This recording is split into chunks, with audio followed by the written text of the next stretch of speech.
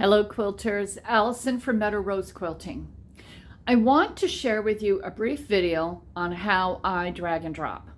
When I started, I did things that they were just confusing, convoluted, and I couldn't explain why. It was probably the way I learned. I'm lazy and I'm impatient, and if I can figure out a short way to do it, I gladly will. Now, if you look at my screen here, I have a long jump pause box that has popped out.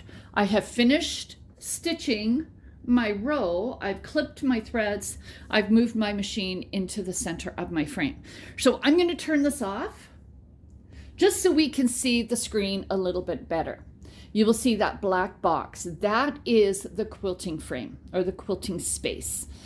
I've started using it when I set up my quilts because it gives me a visual. That is the height from the top edge to the bottom edge of where my design can fit. And you can see by that orange stitching, that's the row that I've already finished, that that design fit perfectly within that quilting space. I want to advance. What I'm going to do is I am going to not even look at my quilt. I am going to look at my frame, my crosshairs,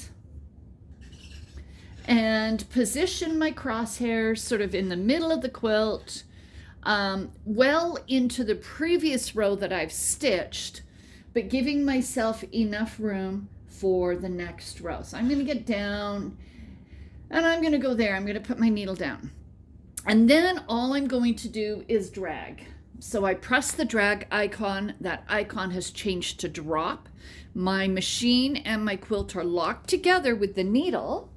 Now I'm going to advance and watch what happens. We'll lose that gold stitching.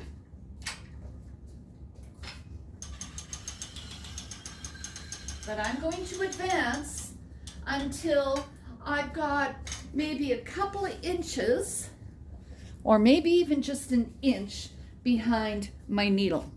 I'm going to slide down the camera down just so you can see. Let's turn that light out. There we go. So I've got a little bump of fabric here. I'm going to wiggle to make sure that that little bump, that there's no pulls anywhere. I'm happy. I'm going to go back up. I'm going to press drop. I can see at a glance that my next row of stitching is completely within that quilting frame. So there's the top edge, there's the bottom edge. I still have my resume on, so I'm just going to simply push up my needle and I'm going to resume. My machine will move into position and it'll be ready to go to start stitching. So line up your machine